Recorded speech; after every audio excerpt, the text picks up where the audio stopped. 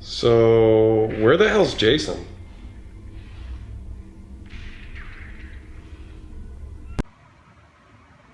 Really? You should be ashamed.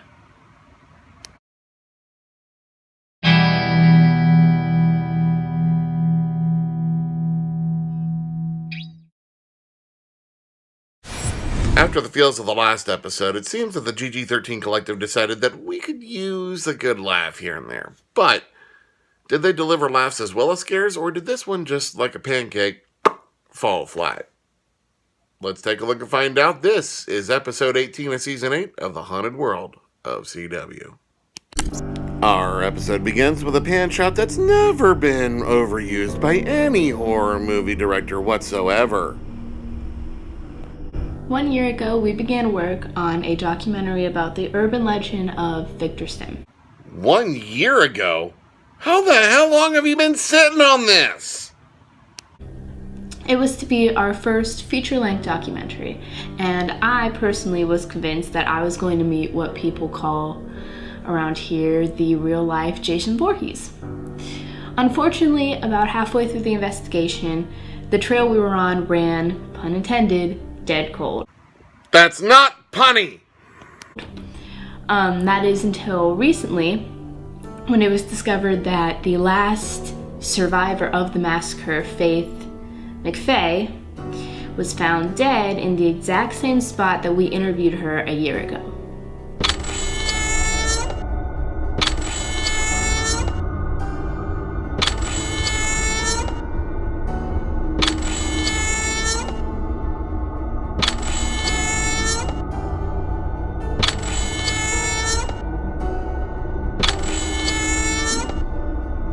Putting aside the fact that the work on the makeup and the effects for the wounds and the black and white motif all really fit for actual crime scene footage, did you have to make your camera sound effects sound like a sneaky squeaker?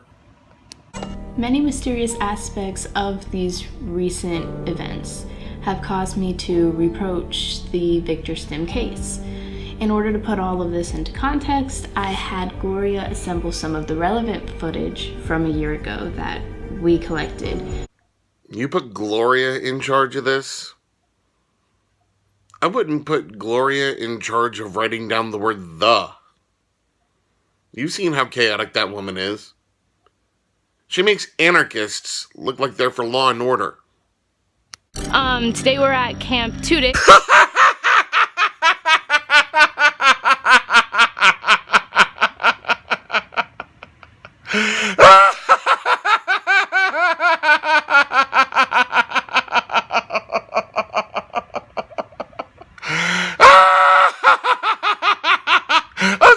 I'm sorry, just go to the next, I can't. I'm sorry, I can't. Which is where a massacre happened years ago where a serial killer named Victor Stim massacred like 13 children that we know of here at this camp. Seriously, did you have beans for dinner and then just went and used it as a sound effect?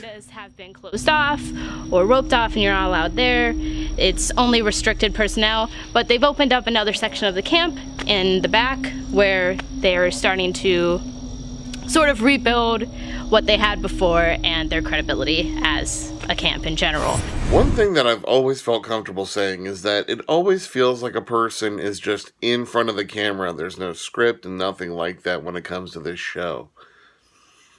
It just feels like it flows naturally. Almost as if there wasn't a script. And you can tell even in just movements and different shots, that way it was put together, that this is a project of love. It really is. After some obligatory comedy relief by Jimmy, because let's face facts, he is in fact the comedy relief of the camp now, we now come to what should be a really touching father and daughter moment between Max and Constance. Except Jimmy's here. What are you doing? Researching horror stories. Literally what I do 24/7, honestly. This kind of reminds me of the good old days when we actually did that without a computer. The interweb. Remember those days, Jimmy? Yeah, Max, remember when we used to do that without a computer? You giving me a migraine, Jimmy?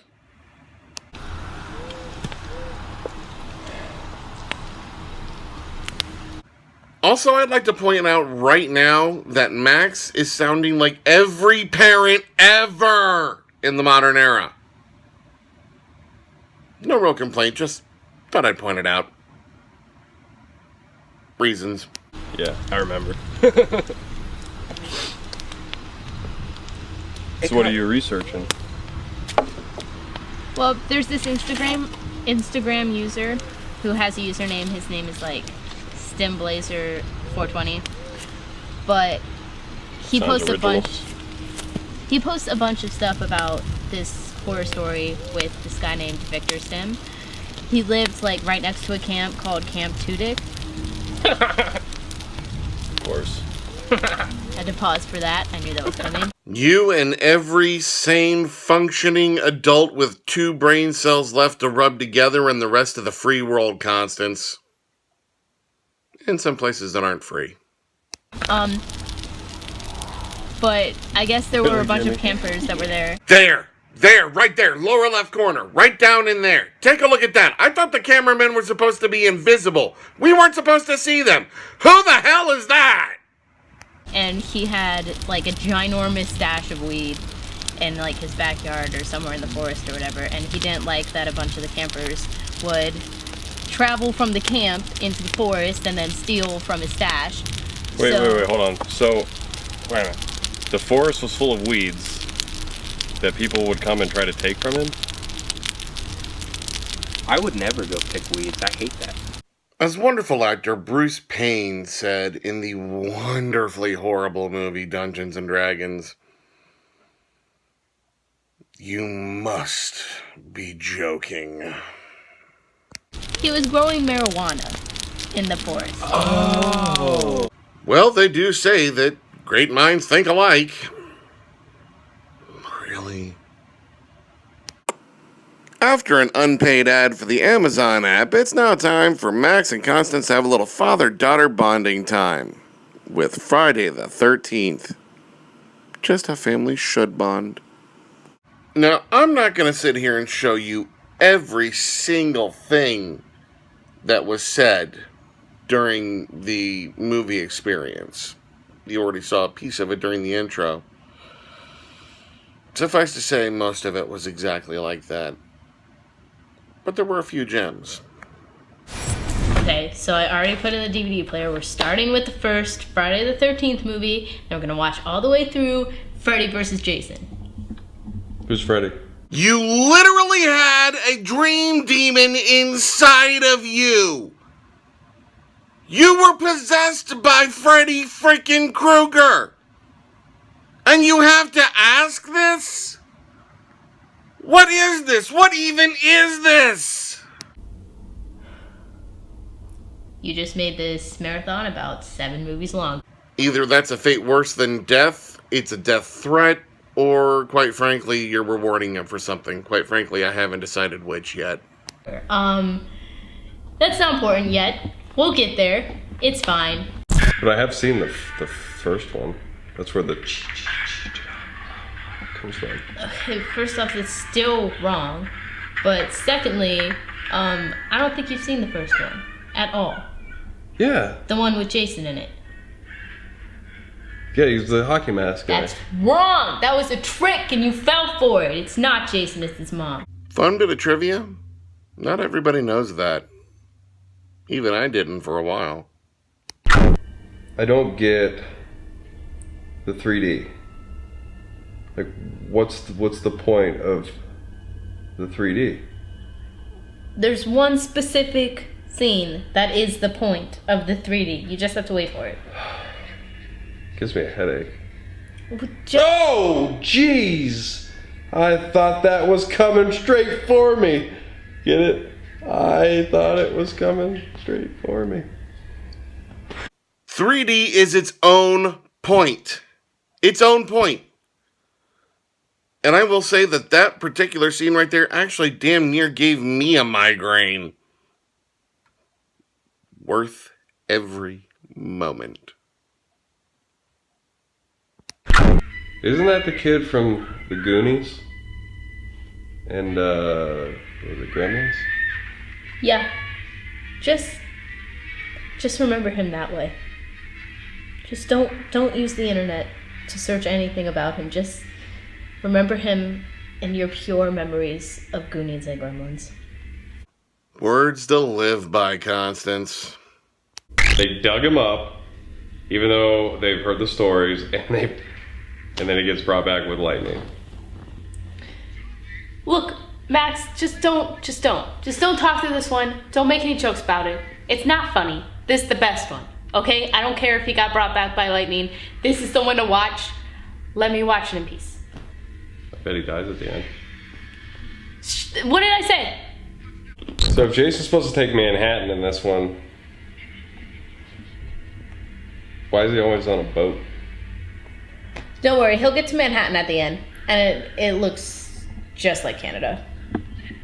Surprisingly, I have seen fan projects that talk about other cities, but they look exactly like New York. Interesting. This movie sucks on so many levels. She ain't lying! So that's a Freddy. Isn't he a character? Yeah, I mean, I always personally preferred the Freddy movies to the Jason movies anyway. Again! You had the demon in you! What did you expect? I mean, not to mention you were doing your whole spirit warrior thing in the 90s. Most of the Freddy movies came out in the 80s. How in the hell did you at least not see Nightmare on Elm Street 3? The Dream Warriors. And now that the movie marathon's over, it's time for father and daughter to start having some fun playing Friday the 13th game in real life. The end. Look, I'm not going to sugarcoat this and pretend like this was perfect, because it was most definitely not. There were more than a couple of problems here and there, but my God, was this funny. And after the last episode, we needed funny. This works on every level it needs to, and even when it doesn't work, it still works. Because let's have some fun. And that's exactly what they did. Of course, when you're doing something with Jason Voorhees, not only were the movies, in my opinion, not as good as the Freddy ones, it's just painful. But this could be really fun. Till next time, this is the Paladin. Stay righteous. See you next time.